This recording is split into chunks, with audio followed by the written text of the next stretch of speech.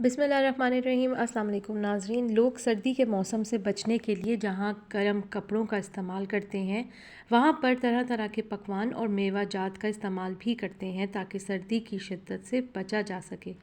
آج میں آپ کے سامنے انہی میوہ جات میں سے ایک میوے جس کو ہم مونگ پھلی کے نام سے جانتے ہیں اس کے فوائد کا ذکر کروں گی۔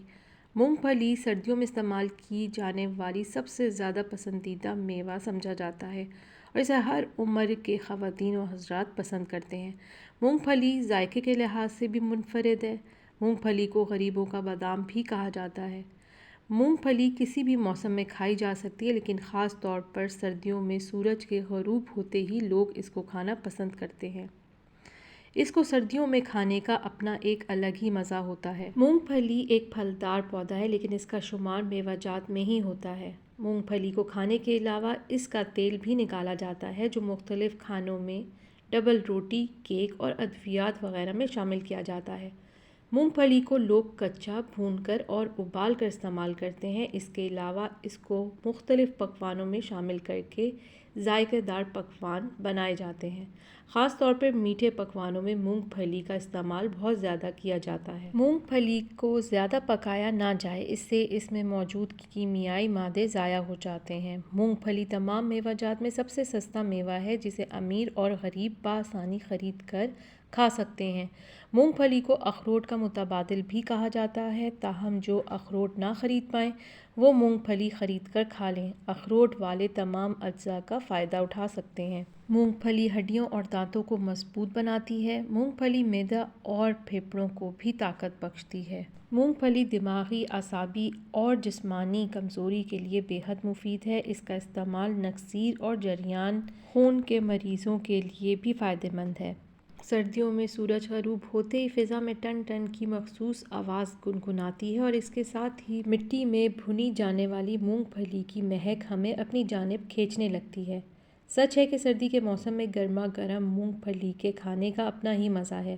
اسے دیکھ کر کھائے بغیر رہا نہیں جاتا اور کیوں نہ کھائیں، یہ صحت کے لیے بھی انتہائی مفید ہے۔ اس کے فوائد کی وجہ سے اسے مکمل خوراک قرار دیا جاتا ہے۔ 100 کلو گرام مونگ پھلی میں 1 کلو دودھ کے برابر لمحیات ہوتے ہیں۔ اس میں پروٹین کی مقدار گوشت کے مقابلے میں 1.3 گنا زیادہ ہوتی ہے۔ روزانہ تھوڑی مقدار میں مونگ پھلی کھانے سے نہ صرف دبلے پتلے لوگوں کا وزن بڑھنے لگتا ہے بلکہ یہ کسرت کرنے والوں کے لیے انتہائی غذائیت بخش ثابت ہوتی ہے۔ مونگ پھلی کے استعمال سے ہارٹ اٹیک اور فالج کا خطرہ بھی کم ہو جاتا ہے۔ چہرے کی تازگی اور اس کی قدرتی رنگت کو برقرار رکھتی ہے۔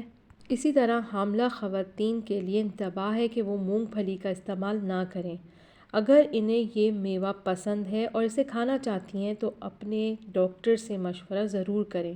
اسی طرح کھانسی کی صورت میں مونگ پھلی کا استعمال بالکل ترک کر دیں کیونکہ یہ ایک تیل سے بھرپور میوہ ہے جو کھانسی میں اضافہ کرنے کا سبب بن سکتا ہے۔ معدے اور یرقان کے مریض بھی مونگ پھلی کے زیادہ استعمال سے گریز کریں، تاہم کم کھانے سے انہیں کوئی خاص نقصان نہیں پہنچے گا۔ معدے میں تیزابیت کے مریضوں کو بھی مونگ پھلی کے استعمال سے روکا جاتا ہے کیونکہ خشک میوہ جات گرم تاثیر کے مالک ہوتے ہیں، اس لیے مونگ پھلی بھی تیزابیت یا معدے میں گرمی کے مرض میں اضافے کا سبب بن سکتی ہے، تاہم صحت مند معدے کے لیے نقصان دہ نہیں۔ اسی طرح سانس کے مرض میں مبتلا یا دمے کے مریضوں کو بھی مونگ پھلی کا استعمال فائدہ پہنچانے کی بجائے نقصان میں مبتلا کر سکتا ہے۔